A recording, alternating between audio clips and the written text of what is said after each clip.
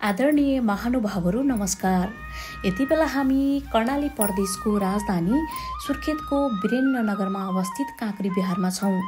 यो काँक्री बिहार सिजा साम्राज्यका राजा अशोक चल्लले विक्रम सम्वत 1325 बनाएका थिए।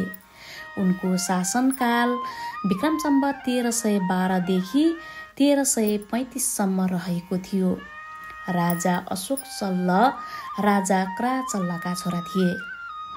राजा अशोक चल्लका छोरा भने जितारी चल्ल थिए। जितारी चल्लले आफू राजा भएपछि आफ्नो नामको पछाडि मल्ल लेख्न सुरु गरे र यो वंश चल्लबाट मल्लमा परिणत भएको थियो। राजा अशोक चल्ल बौद्ध धर्म मान्दथे भने अरू धर्मलाई पनि त्यत्तिकै आदर गर्दथे। विक्रम सम्वत 1890 को ठूलो भुइँचालोले यो बिहार भत्किएको बुझिन्छ। तत्पश्चात भूकम्पले भत्किएको भग्नाशेषहरूलाई सङ्कलन गरेर पुनर्निर्माण भएको यो काँक्री बिहार हो।